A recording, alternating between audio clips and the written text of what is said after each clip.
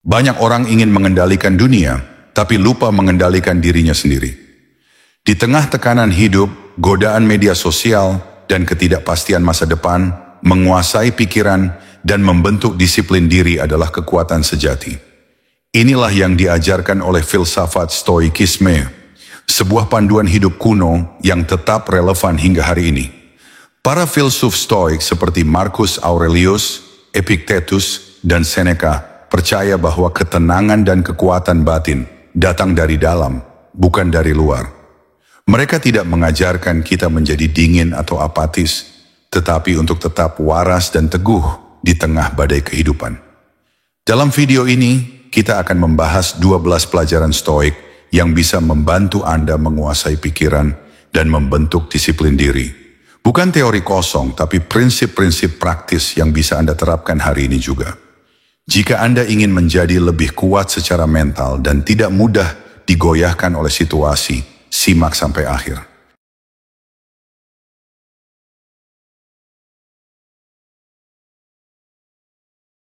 Pelajaran 1. Kendalikan apa yang bisa kamu kendalikan. Salah satu inti utama dari filsafat Stoikisme adalah memahami dan menerima batas kendali kita dalam hidup. Dalam setiap situasi ada hal-hal yang benar-benar berada dalam kendali kita dan ada pula hal-hal yang di luar kuasa kita. Pelajaran pertama yang paling fundamental adalah untuk fokus mengendalikan apa yang memang bisa kita kendalikan dan melepaskan kekhawatiran terhadap hal-hal yang tidak bisa kita atur. Stoikisme mengajarkan bahwa ketenangan batin dan kebahagiaan sejati datang dari kemampuan untuk membedakan antara apa yang ada di tangan kita dan apa yang bukan. Hal-hal yang dapat kita kendalikan meliputi pikiran, sikap, pilihan, dan tindakan kita sendiri. Sementara itu, hal-hal di luar kendali kita meliputi reaksi orang lain, peristiwa alam, keberuntungan, serta berbagai kondisi eksternal. Misalnya, ketika kita menghadapi masalah di tempat kerja atau konflik dengan orang lain, kita tidak bisa memaksa orang lain berubah atau memperbaiki situasi secara langsung. Namun kita memiliki kuasa penuh atas bagaimana kita merespons, berpikir, dan bertindak dalam situasi tersebut. Dengan fokus pada kendali atas diri sendiri, kita membebaskan pikiran dari kekacauan dan kecemasan yang tidak perlu. Marcus Aurelius, kaisar Romawi sekaligus filsuf Stoik, menulis dalam Meditations bahwa kamu memiliki kekuasaan atas pikiranmu, bukan atas peristiwa luar. Ungkapan ini mengingatkan kita bahwa kekuatan sejati terletak pada penguasaan diri dan sikap mental, bukan pada kemampuan mengatur dunia luar. Seringkali kegelisahan dan stres muncul karena kita terlalu memaksakan kehendak terhadap hal-hal yang tidak dapat kita kendalikan. Misalnya, menyesali masa lalu yang sudah berlalu, khawatir tentang masa depan yang belum pasti, atau merisaukan penilaian orang lain. Jika kita menyadari bahwa hal-hal tersebut berada di luar kuasa kita, kita bisa mulai belajar melepaskan kekhawatiran tersebut. Mengendalikan pikiran dan sikap sendiri bukan berarti kita pasif atau menyerah. Sebaliknya, ini adalah bentuk penguatan diri yang paling nyata. Dengan mengendalikan reaksi batin, kita bisa menghadapi masalah dengan kepala dingin, membuat keputusan yang lebih bijak, dan bertindak sesuai dengan nilai-nilai yang kita anut. Ini adalah bentuk kebebasan sejati, kebebasan dari tekanan luar yang mengacaukan pikiran dan emosi. Latihan sederhana yang bisa dilakukan adalah mulai memerhatikan setiap kali pikiran, mulai terjebak dalam kekhawatiran tentang hal-hal di luar kendali. Saat itu terjadi, coba ingatkan diri sendiri, apakah ini sesuatu yang bisa saya kendalikan? Jika tidak, saya lepaskan. Perlahan latihan ini membentuk kebiasaan mental yang menenangkan dan membangun keteguhan. Selain itu, fokus pada kendali diri mendorong kita untuk bertanggung jawab penuh atas pilihan dan tindakan kita. Kita tidak bisa menyalahkan keadaan atau orang lain atas kegagalan atau kesalahan yang kita buat. Ini mengajarkan integritas dan kedewasaan dalam menjalani hidup. Dalam praktiknya, mengendalikan apa yang bisa kita kendalikan membantu kita tetap stabil meskipun dunia di sekitar berubah-ubah. Saat bencana, kegagalan, atau situasi sulit datang, kita tetap mampu berdiri tegak karena kita tahu bahwa inti kekuatan ada pada diri sendiri. Kita bisa memilih untuk merespons dengan bijak, bukan reaktif dan terbawa emosi. Pelajaran pertama ini juga menjadi fondasi bagi pelajaran-pelajaran stoik lainnya. Tanpa kemampuan mengendalikan diri sendiri, kita akan mudah terombang-ambing oleh kondisi luar dan kehilangan arah. Sebaliknya, dengan memusatkan energi pada apa yang kita bisa kendalikan, kita membuka pintu menuju ketenangan, kebijaksanaan, dan kehidupan yang bermakna. Pelajaran 2. Jangan bereaksi secara otomatis. Latih jeda sebelum merespons. Dalam kehidupan sehari-hari, kita seringkali terjebak dalam pola reaksi otomatis yang tidak kita sadari. Ketika menghadapi situasi tertentu, baik itu kritik, konflik atau tekanan, respons kita kerap muncul secara spontan, dipicu oleh emosi yang sedang meluap tanpa dikendalikan oleh pikiran. Pelajaran kedua dari stoikisme mengajak kita untuk berhenti sejenak dan melatih jeda sebelum merespons setiap rangsangan. Stoikisme menekankan pentingnya kendali diri, bukan hanya dalam tindakan, tetapi juga dalam respon emosional dan mental. Ketika kita bereaksi secara otomatis, kita membiarkan impuls sesaat menguasai kita. Padahal reaksi spontan seringkali bersifat reaktif, tidak rasional, dan berpotensi memperparah situasi. Marcus Aurelius, seorang tokoh stoik terkenal, menuliskan dalam Meditations, "Jangan izinkan dirimu didorong keluar oleh apa yang datang, atau diganggu oleh hal yang asing. Sebaliknya, jadilah pilar ketenangan dan penguasaan diri." Ini menunjukkan bahwa sebelum kita bereaksi terhadap sesuatu, ada ruang bagi kita untuk memilih sikap yang lebih bijak. Mengapa jeda itu penting? Dengan jeda, kita memberi waktu bagi pikiran sadar untuk mengevaluasi situasi. Apakah reaksi yang muncul benar-benar sesuai dengan konteks dan nilai-nilai kita? Atau hanya didorong oleh kemarahan, takut, atau kebingungan sesaat? Jeda ini berfungsi sebagai filter antara rangsangan dan respons, yang memungkinkan kita untuk merespons dengan tenang dan tepat. Latihan jeda ini sebenarnya sangat sederhana, tapi membutuhkan konsistensi. Ketika Anda merasa emosi mulai naik, coba berhenti sejenak. Tarik napas dalam-dalam dan biarkan diri Anda mengamati perasaan yang muncul tanpa langsung bertindak. Dalam momen inilah Anda bisa memilih respons yang lebih matang. Seperti berbicara dengan tenang, mencari solusi, atau bahkan menunda keputusan jika perlu. Penerapan latihan ini dapat sangat membantu dalam berbagai aspek hidup, mulai dari interaksi sosial, pekerjaan, hingga pengambilan keputusan penting. Misalnya, saat menghadapi kritik yang tajam, reaksi otomatis mungkin marah atau defensif. Namun, dengan jeda, Anda bisa memilih untuk mendengarkan dengan terbuka, mengambil pelajaran, dan menjawab dengan bijak. Selain menurunkan potensi konflik, jeda sebelum merespons juga menjaga kesehatan mental kita. Reaksi spontan yang dipenuhi emosi negatif sering kali menimbulkan stres, penyesalan, dan bahkan memperburuk hubungan dengan orang lain. Sebaliknya, sikap yang terkontrol dan tenang membangun rasa hormat dan memperkuat hubungan interpersonal. Dalam dunia yang penuh tekanan dan rangsangan cepat, kemampuan untuk berdiam sejenak dan tidak bereaksi otomatis adalah keterampilan yang sangat berharga. Itu bukan tanda kelemahan, melainkan tanda kekuatan batin dan kedewasaan. Anda tidak lagi menjadi korban dari impuls, tetapi menjadi penguasa atas pikiran dan tindakan Anda sendiri. Pelajaran kedua ini menegaskan bahwa antara stimulus dan respons ada ruang yang jika kita isi dengan kesadaran dan pengendalian diri, akan membawa hasil yang jauh lebih baik. Disiplin mental untuk melatih jeda ini harus menjadi bagian dari rutinitas pengembangan diri Anda. Pada akhirnya, kemampuan untuk tidak bereaksi otomatis adalah kunci untuk hidup lebih damai, berpikir lebih jernih, dan bertindak lebih bijak. Dengan jeda yang terlatih, Anda menjadi pribadi yang lebih kuat, yang mampu menghadapi tantangan hidup dengan kepala dingin dan hati yang tenang. Pelajaran 3. Terimalah kenyataan bukan khayalan. Dalam kehidupan, salah satu sumber penderitaan terbesar adalah ketika kita menolak menerima kenyataan dan malah terperangkap dalam ilusi atau harapan yang tidak realistis.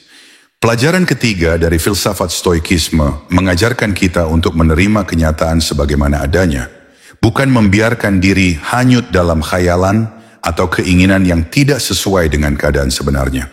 Stoikisme menegaskan bahwa dunia ini berjalan menurut hukum alam dan logika yang tidak bisa kita ubah.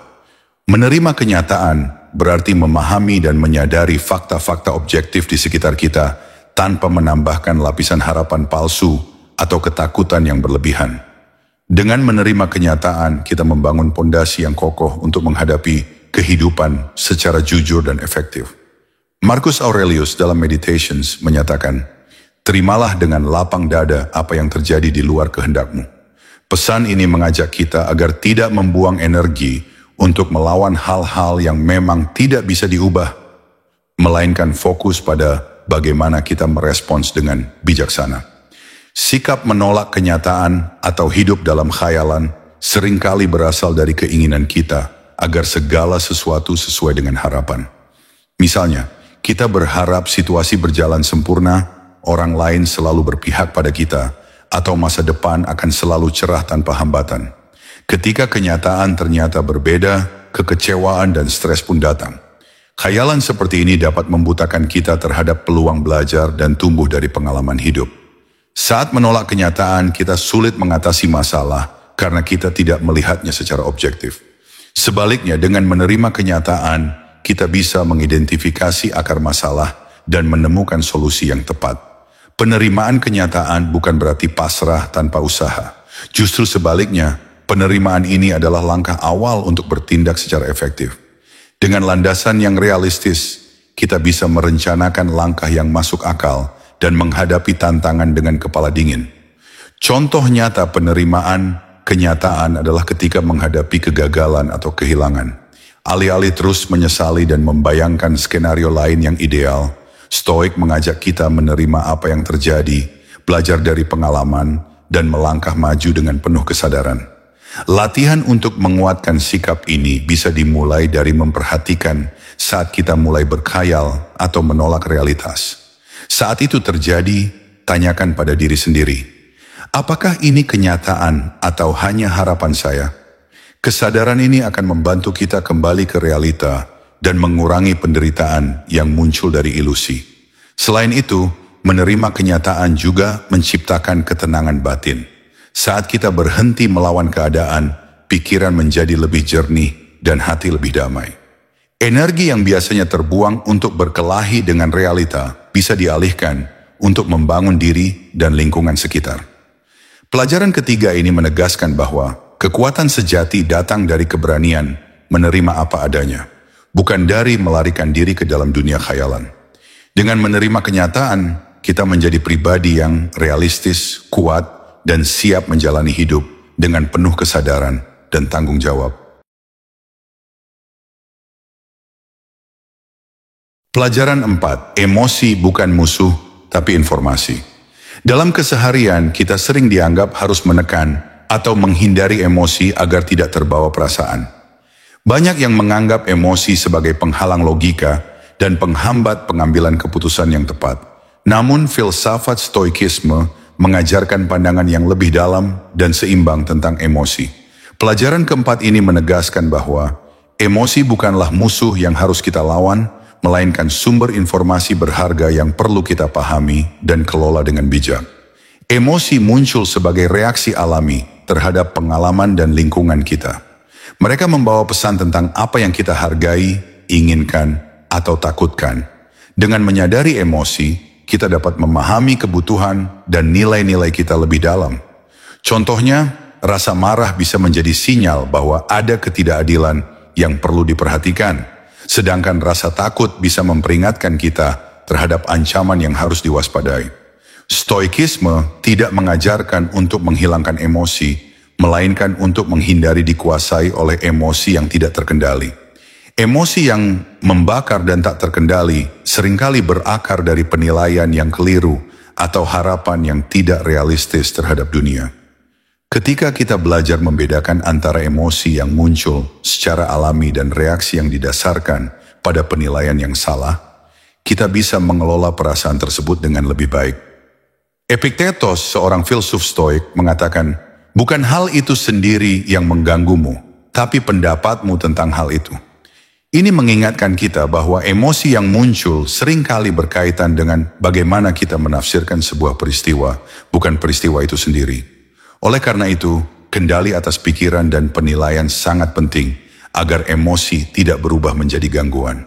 Melatih kesadaran terhadap emosi adalah kunci agar kita tidak terjebak dalam ledakan emosi yang merugikan. Misalnya, saat merasa marah, kita bisa mencoba untuk mengenali apa yang sebenarnya menjadi pemicunya. Apakah itu rasa sakit, ketidakadilan, atau kelelahan? Dengan pemahaman tersebut, kita bisa memilih untuk mengekspresikan emosi secara konstruktif atau mengambil langkah yang lebih tepat.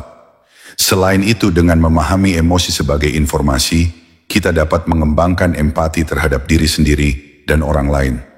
Kita menjadi lebih sabar dan toleran, menyadari bahwa setiap orang mengalami konflik batin dan kesulitan yang memicu emosi mereka.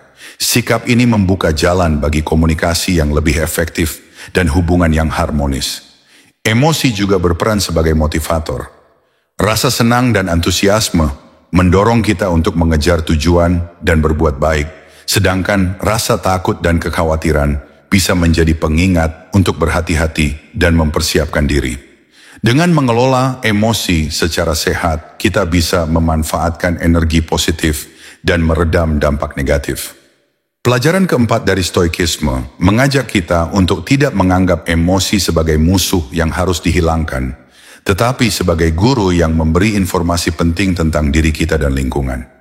Dengan demikian, kita belajar mengenali, memahami, dan mengarahkan emosi agar menjadi kekuatan dalam hidup, bukan sumber kekacauan. Kesadaran ini membawa kita pada keseimbangan batin, di mana logika dan perasaan bekerja bersama, bukan saling bertentangan. Kita menjadi pribadi yang lebih matang, mampu menghadapi tantangan hidup dengan kepala dingin, sekaligus hati yang peka. Pelajaran 5. Fokus pada hal yang bisa dikendalikan, lepaskan sisanya. Salah satu prinsip terpenting dalam filsafat Stoikisme adalah membedakan dengan jelas antara apa yang bisa kita kendalikan dan apa yang berada di luar kuasa kita. Pelajaran kelima ini menegaskan betapa vitalnya untuk memusatkan perhatian dan energi hanya pada hal-hal yang memang berada dalam kendali kita, dan dengan lapang dada melepaskan segala hal yang tidak bisa kita atur. Sikap ini bukan hanya membebaskan pikiran dari kekhawatiran yang tidak perlu, tetapi juga mengarahkan kita pada tindakan yang efektif dan bermakna. Dalam kehidupan, banyak hal terjadi di luar kendali kita. Cuaca, pendapat orang lain, kejadian tak terduga, atau bahkan hasil dari usaha yang telah kita lakukan. Jika kita terus-menerus terjebak memikirkan hal-hal ini, kita akan merasa frustasi, cemas, dan lelah secara mental. Stoikisme mengingatkan kita untuk tidak membuang waktu dan tenaga memikirkan hal-hal yang bukan tanggung jawab kita. Contohnya, kita tidak dapat mengendalikan sikap atau keputusan orang lain, namun kita dapat mengontrol bagaimana kita meresponsnya. Saat menghadapi situasi sulit di tempat kerja atau dalam hubungan sosial, kita harus fokus pada sikap kita sendiri, keputusan yang kita buat, dan tindakan yang bisa kita ambil untuk memperbaiki keadaan, bukan pada hal-hal di luar kendali kita seperti reaksi atau penilaian orang lain. Epictetus, salah satu filsuf Stoik paling berpengaruh, mengatakan, ada hal-hal yang berada dalam kendalimu dan ada hal-hal yang tidak. Kalimat ini mengingatkan kita untuk memilah dan memilih fokus kita dengan bijak. Mengambil energi dari hal-hal yang bisa kita ubah dan mengikhlaskan sisanya adalah kunci untuk mencapai ketenangan dan kebebasan batin. Melepaskan hal-hal di luar kendali bukan berarti kita menyerah atau pasrah. Sebaliknya, ini adalah bentuk penerimaan yang penuh kesadaran dan kekuatan. Ketika kita menyadari batas kendali kita, kita dapat menghindari kelelahan emosional dan mental yang muncul akibat berusaha memaksakan kehendak pada hal yang memang tidak bisa diubah. Sikap ini juga menumbuhkan rasa tanggung jawab pada diri sendiri. Dengan fokus pada apa yang bisa kita kendalikan, kita belajar untuk bertindak dengan penuh kesadaran dan integritas. Kita tidak lagi menyalahkan keadaan atau orang lain atas kegagalan atau kesalahan, melainkan mengarahkan energi untuk memperbaiki diri dan situasi. Latihan yang bisa dilakukan adalah dengan membiasakan diri untuk bertanya pada setiap kekhawatiran atau permasalahan yang muncul. Apakah ini sesuatu yang bisa saya kendalikan? Jika jawabannya tidak, maka lepaskan dan alihkan fokus ke hal yang bisa kita atur. Dengan begitu, kita melatih pikiran untuk tetap tenang dan fokus pada solusi. Pelajaran ini sangat relevan dalam dunia modern yang penuh dengan informasi, tekanan sosial, dan ketidakpastian. Dengan membatasi perhatian pada hal-hal yang kita kendalikan, kita dapat menjaga kesehatan mental dan emosional, serta meningkatkan efektivitas dalam bekerja dan berinteraksi dengan orang lain. Selain itu, sikap fokus pada kendali ini membuat kita lebih bijaksana dalam mengambil keputusan. Kita menjadi lebih realistis dalam menilai situasi, tidak terbawa harapan kosong atau kekhawatiran yang berlebihan. Hal ini membebaskan kita dari siklus stres yang tidak produktif dan membawa ketenangan dalam menjalani hidup. Pelajaran 6. Latih diri dengan kesulitan yang disengaja. Dalam kehidupan, menghadapi kesulitan adalah sesuatu yang tak terhindarkan.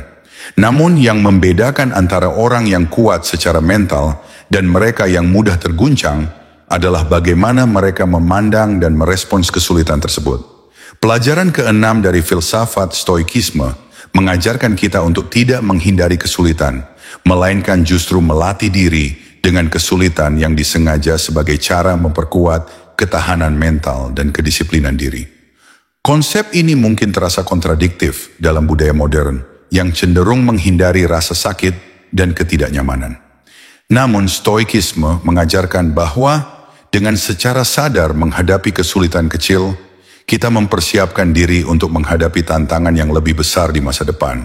Seperti otot yang menjadi kuat setelah dilatih dengan beban, jiwa dan pikiran kita juga perlu dilatih dengan kesulitan agar tumbuh menjadi pribadi yang tahan banting dan bijak. Salah satu tokoh stoik besar, Epictetus, mengingatkan kita bahwa apa yang tidak membunuhmu membuatmu lebih kuat. Bukan hanya sebagai ungkapan semangat, kalimat ini menyiratkan filosofi hidup yang lebih dalam, bahwa kesulitan dan tantangan bukan untuk dihindari, melainkan untuk dihadapi sebagai bagian dari proses pembelajaran dan pertumbuhan. Latihan kesulitan yang disengaja bisa dilakukan dalam berbagai bentuk. Misalnya, menjalani puasa, berlatih mengendalikan kemarahan, menahan keinginan sesaat, atau menghadapi ketidaknyamanan fisik dan mental dengan kesadaran penuh. Dengan melakukan ini secara konsisten, kita membangun kebiasaan disiplin yang memperkuat karakter dan mengurangi ketergantungan pada kenyamanan instan. Praktik ini juga mengajarkan kita untuk menghargai hal-hal yang kita miliki dan tidak mengambilnya begitu saja.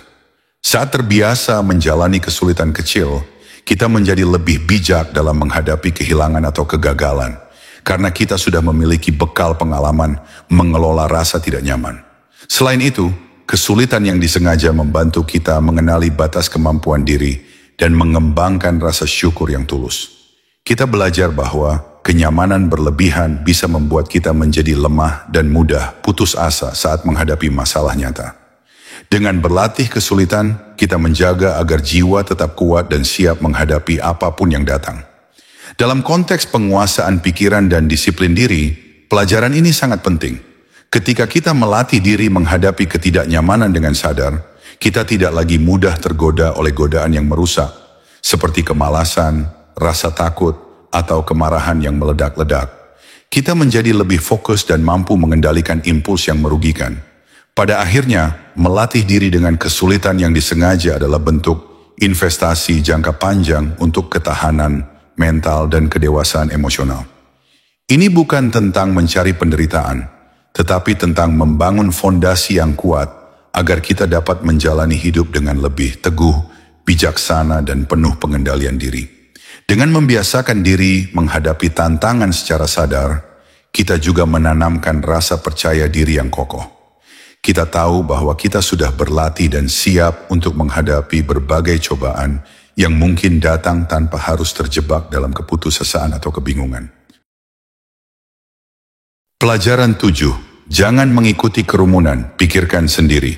Di tengah arus informasi dan tekanan sosial yang begitu deras, manusia seringkali merasa terdorong untuk mengikuti kerumunan tanpa mempertanyakan lebih dalam. Pelajaran ketujuh dari filsafat Stoikisme mengajarkan kita pentingnya berpikir mandiri dan tidak terbawa arus hanya karena mayoritas melakukannya. Sikap kritis dan kebebasan berpikir ini menjadi pondasi utama dalam menguasai pikiran dan mengembangkan disiplin diri yang kuat. Ketika kita mengikuti kerumunan tanpa berpikir, kita menyerahkan kendali atas hidup dan pikiran kita kepada orang lain. Hal ini seringkali membuat kita mudah terjebak dalam keputusan atau perilaku yang tidak sesuai dengan nilai dan tujuan pribadi. Dalam konteks kehidupan sehari-hari, mengikuti kerumunan tanpa pertimbangan dapat menyebabkan kita melakukan hal yang bertentangan dengan prinsip moral, menjadi korban manipulasi, atau kehilangan jati diri. Filsuf Stoik seperti Seneca dan Marcus Aurelius menekankan pentingnya kebijaksanaan pribadi dalam menghadapi pengaruh sosial. Marcus Aurelius dalam Meditations berkata, "Jangan pernah membiarkan orang lain menarikmu ke bawah, kecuali jika kamu sendiri mengizinkannya." Pernyataan ini mengingatkan bahwa kita adalah penjaga pikiran dan pilihan kita sendiri. Hanya dengan berpikir sendiri, kita dapat menjaga integritas dan kebebasan sejati. Berpikir mandiri tidak berarti menolak segala pendapat orang lain secara membabi buta, melainkan menilai setiap informasi dan pengaruh dengan kritis. Kita harus bisa membedakan mana yang bermanfaat dan mana yang hanya mengikuti tren tanpa dasar yang kuat. Dengan demikian, kita mampu memilih jalan yang sesuai dengan nilai dan tujuan hidup kita. Sikap ini juga menghindarkan kita dari jebakan psikologis seperti bias konfirmasi atau tekanan sosial yang membuat kita mengikuti sesuatu hanya karena ingin diterima atau takut ditolak. Ketika kita berani berpikir sendiri, kita membangun rasa percaya diri yang kokoh dan tidak mudah goyah oleh opini mayoritas yang belum tentu benar atau baik. Pelajaran ini sangat penting dalam era digital sekarang, di mana informasi mudah diakses dan opini publik bisa sangat beragam dan kadang saling bertentangan. Tanpa berpikir mandiri, kita bisa terjebak dalam berita palsu, hoax, atau ideologi yang ekstrim tanpa memahami konteks sebenarnya. Selain itu, berpikir sendiri membuka jalan bagi kreativitas dan inovasi. Ketika kita tidak takut berbeda dan berani mengemukakan pendapat, kita dapat menemukan solusi baru dan memajukan diri serta lingkungan sekitar. Stoikisme menghargai individu yang berani menanggung tanggung jawab atas pikiran dan tindakan mereka sendiri. Latihan untuk menguatkan pelajaran ini bisa dimulai dengan memberi waktu untuk merenung sebelum menerima opini atau mengambil keputusan. Tanyakan pada diri sendiri, apakah ini sesuai dengan nilai dan tujuan saya? Atau apakah saya sudah menilai secara kritis informasi ini? Dengan cara ini, kita mengasah kemampuan berpikir kritis dan membangun kebebasan mental.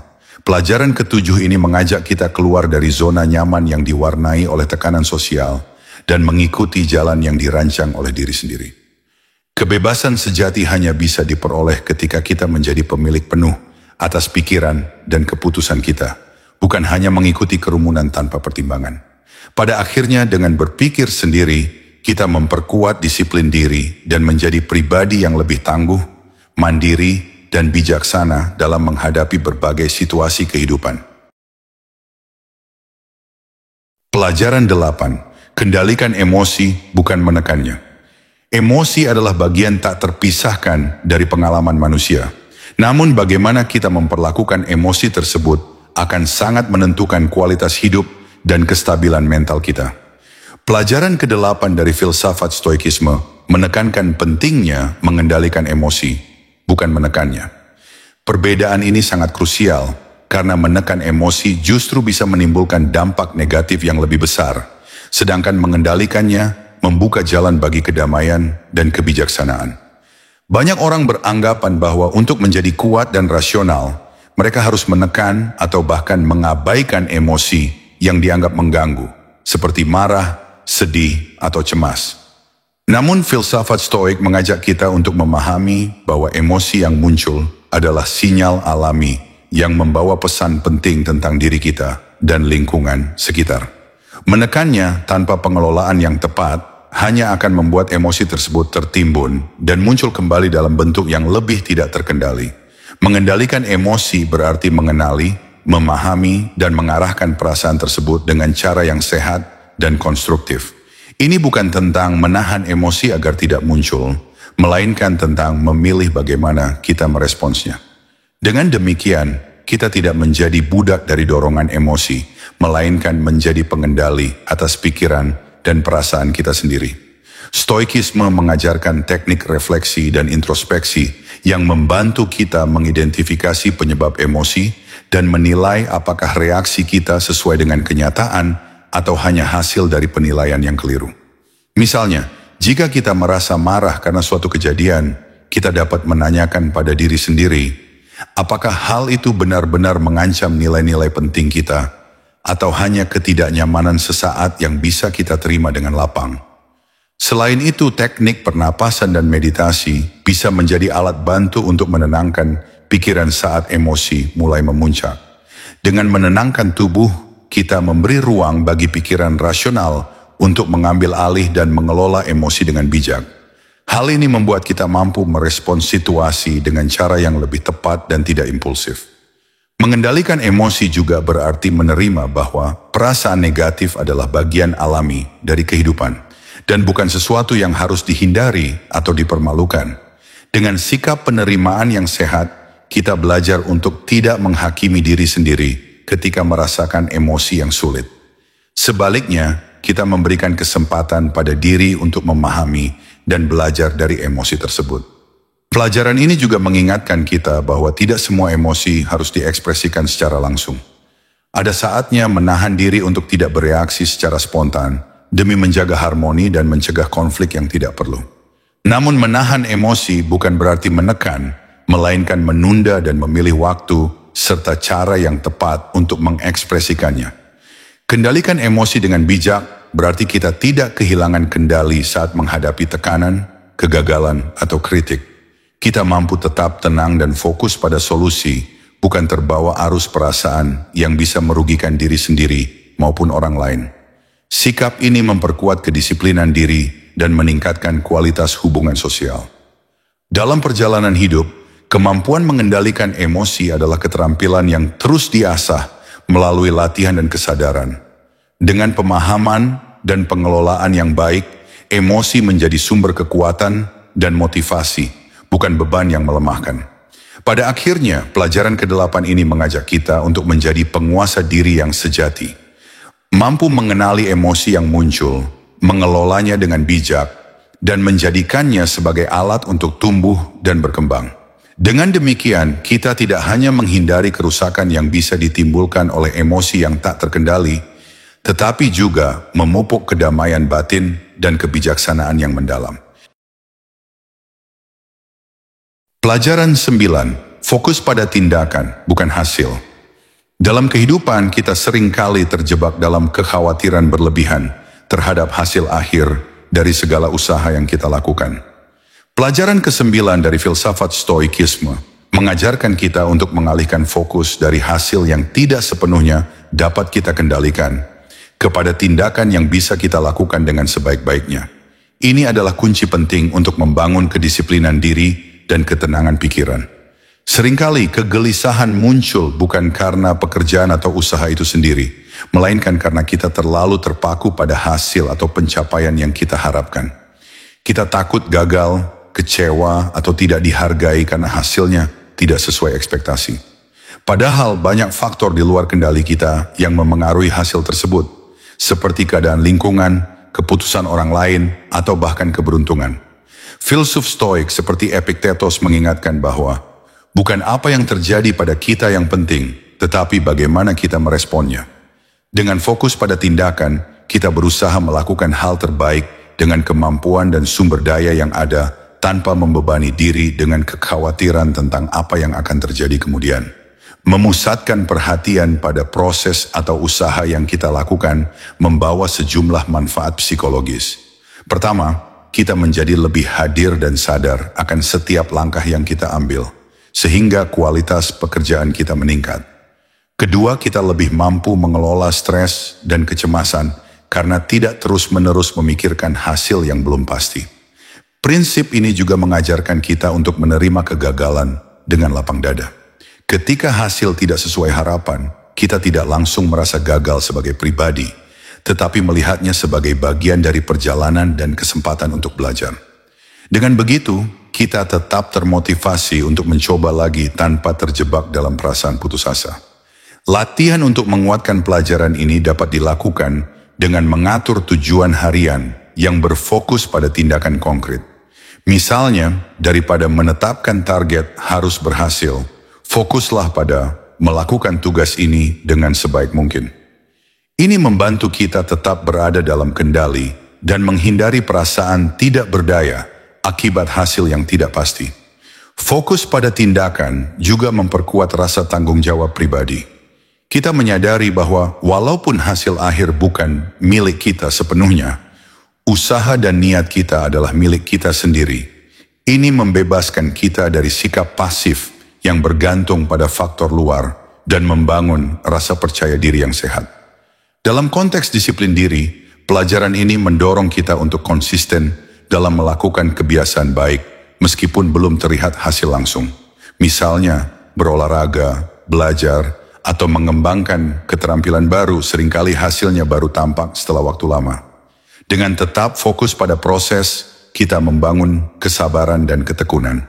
Selain itu, pelajaran ini mengingatkan agar kita tidak terjebak dalam keinginan instan yang justru mengganggu konsistensi. Ketika terlalu terpaku pada hasil cepat, kita mungkin mudah menyerah atau tergoda melakukan jalan pintas yang merugikan.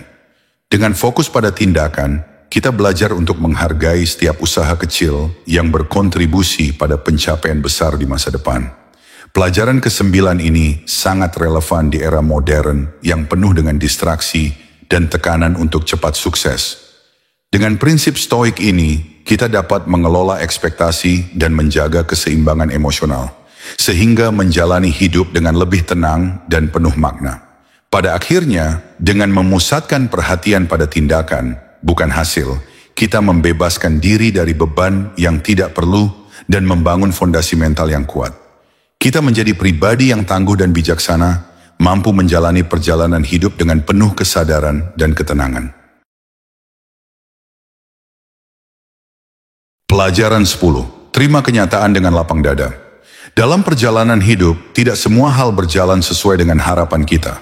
Ada kalanya kenyataan menghadirkan situasi yang sulit, mengecewakan, bahkan menyakitkan.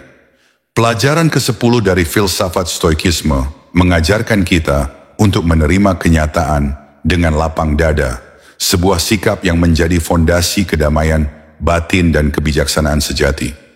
Menerima kenyataan bukan berarti menyerah atau pasrah tanpa usaha. Sebaliknya, itu adalah sikap menerima fakta yang tidak bisa kita ubah dengan pikiran yang tenang dan hati yang terbuka. Stoikisme menekankan pentingnya membedakan antara hal-hal yang dapat kita kendalikan dan hal-hal yang berada di luar kendali kita. Dengan memahami batasan tersebut, kita belajar untuk tidak membuang energi pada hal-hal yang tidak bisa diubah, melainkan fokus pada bagaimana kita meresponsnya. Marcus Aurelius, sang kaisar filsuf, pernah menulis dalam Meditations bahwa hal yang menghalangi jalanmu menjadi jalanmu. Pernyataan ini mengajak kita melihat hambatan dan kesulitan sebagai bagian dari proses yang justru memperkuat dan membentuk karakter kita. Ketika kita mampu menerima kenyataan, termasuk segala keterbatasan dan rintangan, kita membuka ruang untuk belajar, bertumbuh, dan menemukan solusi yang bijaksana. Sikap menerima kenyataan juga membantu kita menghindari perasaan frustrasi, kemarahan, atau kecemasan yang sering muncul akibat harapan yang tidak terpenuhi. Ketika kita menolak kenyataan, kita seolah memperpanjang penderitaan dengan melawan apa yang sudah terjadi. Sebaliknya, dengan lapang dada, kita mampu melihat situasi secara objektif dan mengambil langkah yang tepat tanpa beban emosional yang mengganggu. Dalam praktiknya, menerima kenyataan dapat dilatih melalui refleksi dan meditasi. Setiap kali menghadapi kesulitan, kita bisa menanyakan pada diri sendiri, apakah ini sesuatu yang bisa saya ubah? Jika tidak, bagaimana saya bisa menerima dan menyesuaikan diri dengan situasi ini? Pertanyaan ini mengarahkan kita pada sikap yang lebih tenang dan realistis. Pelajaran ini juga mengingatkan kita bahwa hidup ini penuh ketidakpastian dan perubahan. Tidak ada yang permanen termasuk kebahagiaan, kesuksesan maupun kesulitan.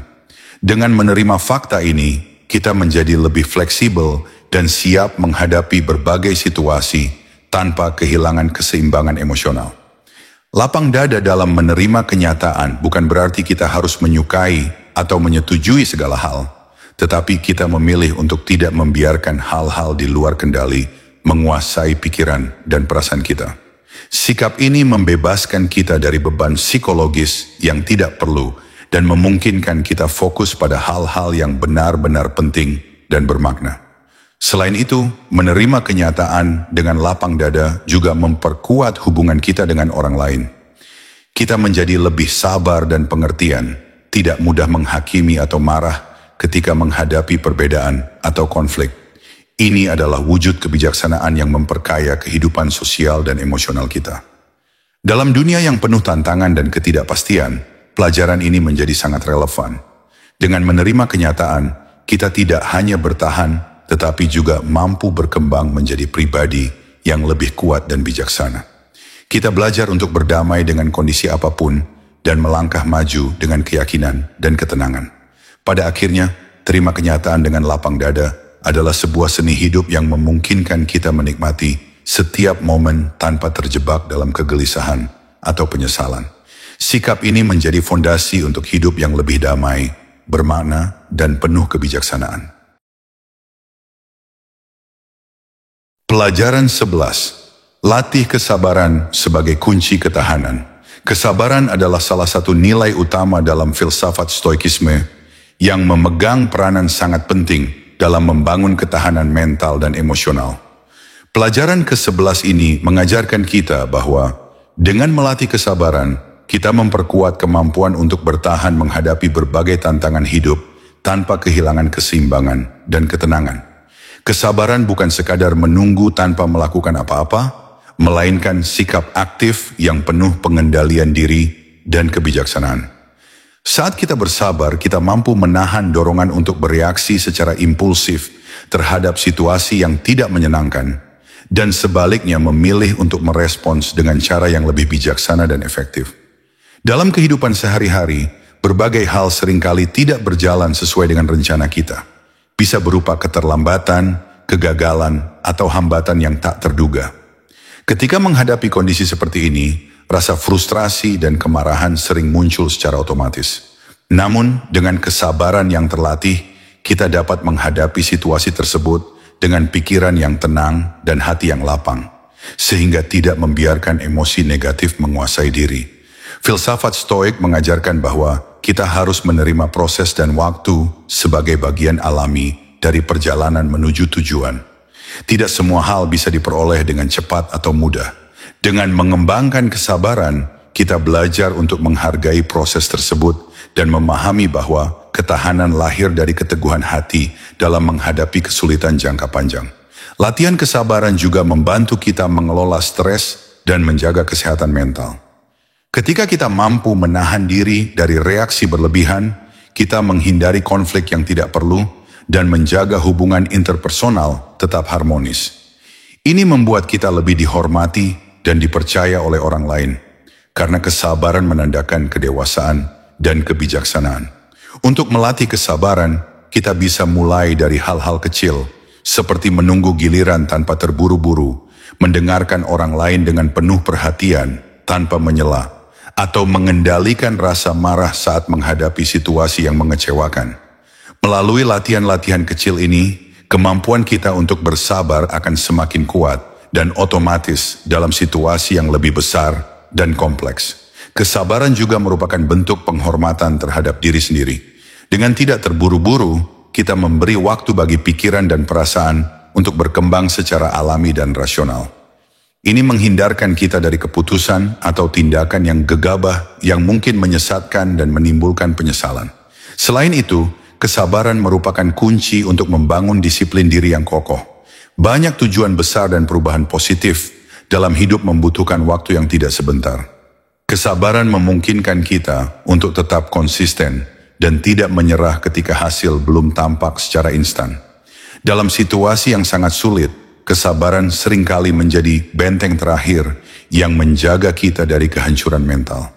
Ketika kita menghadapi kehilangan, kegagalan besar, atau penderitaan, sikap sabar membantu kita melewati masa-masa berat tersebut dengan kepala tegak dan hati yang tegar.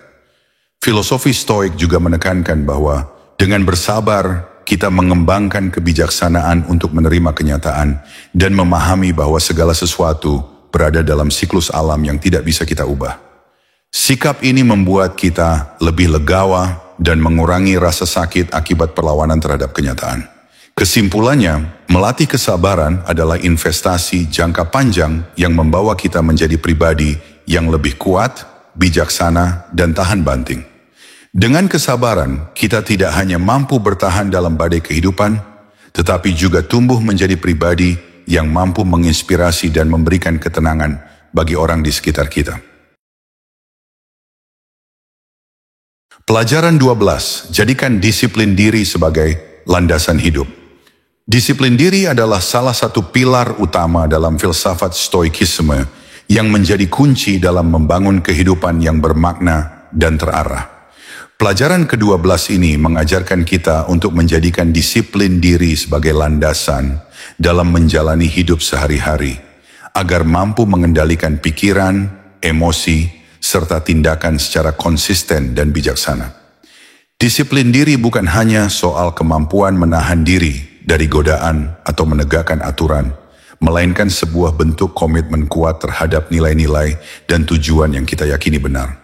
Dengan disiplin, kita mampu menjembatani antara keinginan jangka pendek yang sering bersifat impulsif dengan tujuan jangka panjang yang memerlukan ketekunan dan pengorbanan. Para filsuf Stoik menegaskan bahwa kebahagiaan dan kedamaian batin lahir dari penguasaan diri sendiri. Marcus Aurelius menulis, "Duduk diam seperti batu karang yang dihantam gelombang lautan, namun tetap teguh di tempatnya." Gambaran ini sangat tepat menggambarkan esensi disiplin diri, kestabilan dan kekuatan batin yang terjaga meski menghadapi berbagai cobaan. Disiplin diri memungkinkan kita untuk mengatur prioritas dengan baik, sehingga energi dan waktu tidak terbuang sia-sia pada hal-hal yang tidak penting atau merugikan. Ini juga menghindarkan kita dari perilaku yang merusak diri sendiri, seperti kebiasaan buruk atau kecanduan yang bisa menghambat kemajuan dan kebahagiaan. Untuk menerapkan disiplin diri, kita harus mulai dengan membentuk kebiasaan baik yang sederhana dan konsisten. Misalnya, bangun pagi tepat waktu, menjaga pola makan sehat, menyelesaikan tugas tanpa menunda, dan mengatur waktu untuk belajar atau beribadah. Kebiasaan kecil ini, jika dilakukan terus-menerus, akan membangun fondasi kuat untuk disiplin yang lebih besar. Disiplin diri juga terkait erat dengan kesadaran dan kontrol terhadap pikiran. Dengan melatih pikiran untuk tetap fokus pada tujuan dan menolak gangguan yang tidak perlu, kita memperkuat kapasitas mental yang sangat diperlukan dalam menghadapi tekanan hidup yang semakin kompleks. Selain itu, disiplin diri mengajarkan kita untuk bertanggung jawab atas pilihan dan konsekuensi tindakan kita. Ketika kita memiliki disiplin, kita tidak mudah menyalahkan keadaan atau orang lain atas kegagalan, melainkan terus berusaha memperbaiki diri dan mengambil pelajaran dari pengalaman. Prinsip ini sangat penting dalam membangun karakter yang tahan banting dan mandiri. Orang yang disiplin tidak mudah terombang-ambing oleh situasi atau pendapat orang lain, melainkan teguh pada nilai dan keputusan yang sudah dipikirkan matang-matang. Latihan disiplin diri memang tidak mudah dan membutuhkan kesabaran serta tekad yang kuat. Akan tetapi hasil yang diperoleh sangat berharga, yaitu kebebasan sejati. Dengan menguasai diri sendiri, kita tidak lagi menjadi budak nafsu dan keadaan, melainkan pemimpin atas hidup kita sendiri. Di dunia modern yang penuh dengan distraksi dan godaan, disiplin diri menjadi semakin penting. Tanpa disiplin, kita mudah terjebak dalam pola hidup yang tidak sehat, kurang produktif, dan kehilangan arah. Sebaliknya, disiplin membantu kita tetap fokus, produktif, dan mampu mencapai tujuan hidup yang bermakna. Kesimpulannya, menjadikan disiplin diri sebagai landasan hidup adalah langkah krusial untuk mencapai kebahagiaan dan kedamaian batin. Disiplin menguatkan kontrol diri, memperbaiki kualitas hidup, dan menuntun kita pada kehidupan yang penuh makna dan integritas. Dengan disiplin, kita mampu menjalani hidup dengan penuh kesadaran, tanggung jawab, dan ketenangan.